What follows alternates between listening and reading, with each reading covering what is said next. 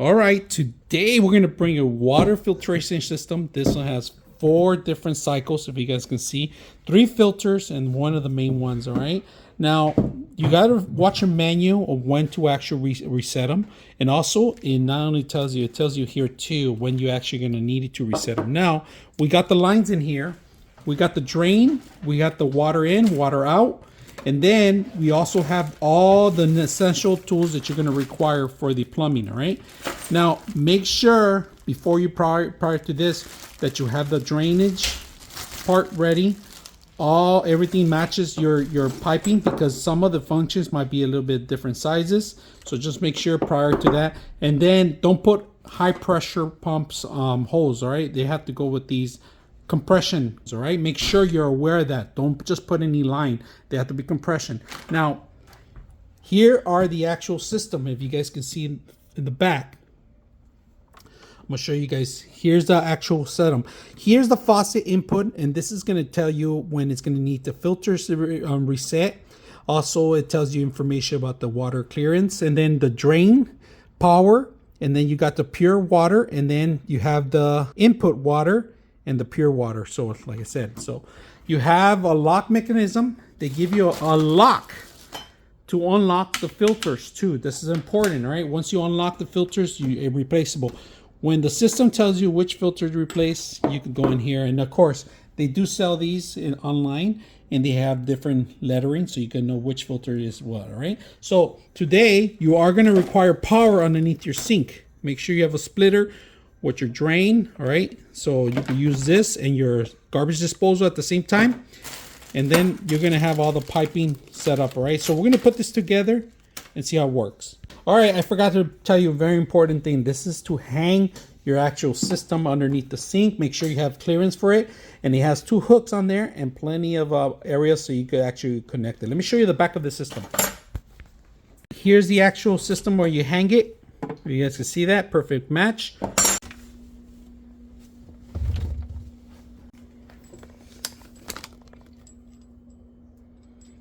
All right, we're going to connect this one first to the faucet. Make sure you have a hole, and the hole size is 1.25 inches. 1.25 inches the hole has to be, all right, in order to pass through it. If you have granite or anything else like marble, you're going to have to be a specialist or have somebody professionally cut it. You don't want to crack it. So just make sure you run the cable down with the along with the whole pump thing set up. If you notice, we did set up one end to make it easier to connect on the bottom. A rubber gasket goes first. We forgot to put that in there, so just make sure you're aware of that.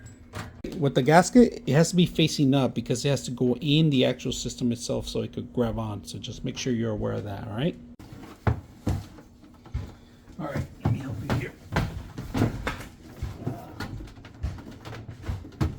Hold on. Let it go. I got it.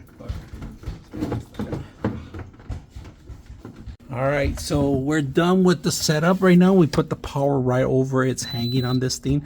We're turning it on first time, and we're gonna have to flush it out. So if you guys can see, there's the button and everything, but we have to turn on the water first. Turning on the water, make sure that there is no leaks. So first time setting it up, we're gonna watch the water, right? So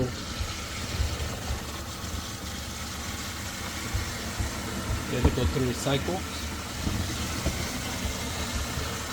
Let me see something real quick. Okay. Here's the connections underneath. We're waiting for the whole system to stop, and then we're going to flush it right now. There's a reset button and a flush button. We're going to flush it first time turning it on, but we have to wait. So at the moment, there's no leaks anywhere. That's a good sign, all right? All right, now we're going to flush it. So we just hit the flush button. You got to turn it on for 20 minutes, all right? And it automatically stops the flushing. It's cleaning itself, all right? So just make sure you're aware of that. If you guys can see this one, it gives you all the meters of the actual system. Whenever you see them turn different colors or change, you have to reset your own filters. There's a reset button when you add new filters, all right? Make sure you're aware of that too. If you guys can see, it's telling you the purification right now, the pump. So we're gonna flush it for 20 minutes at least before you start drinking it. This was simple. We got our lines in here. I can't show you exactly how we did it because the space is very crowded, but you hit that flush button in here and you gotta flush it for 20 minutes prior to your thing, all right, to using it, all right? So just make sure where, and this is rotating, you could rotate it anywhere. You guys can see that. I like the meter bar. This is something great that I haven't seen for quite a while in any of the systems. So we just set it up right now. We ran it for 20 minutes. That's the thing that you have to do. Run it for 20 minutes when you hit the flush. All right, now let's take a look at it. See how it turns off? Automatically turns off. There's no water flow. But as soon as you open it up, it starts automatically turning on and tells you the filtration system and the RPMs that it's running to. So this is out of the box. It took us maybe an hour to set the whole thing up. We already had the pre-installed holes. We had a different system in here that we just replaced it. Now the hardest part, I'm gonna show you guys, that we ran into was hanging it on the side of it. Make sure you have enough clearance. We do have clearance in here to set it up, but after that it was simple. So if you guys are looking for a perfect filter system just like this one, it took us a couple minutes to put together and set it up, an hour just to set up underneath.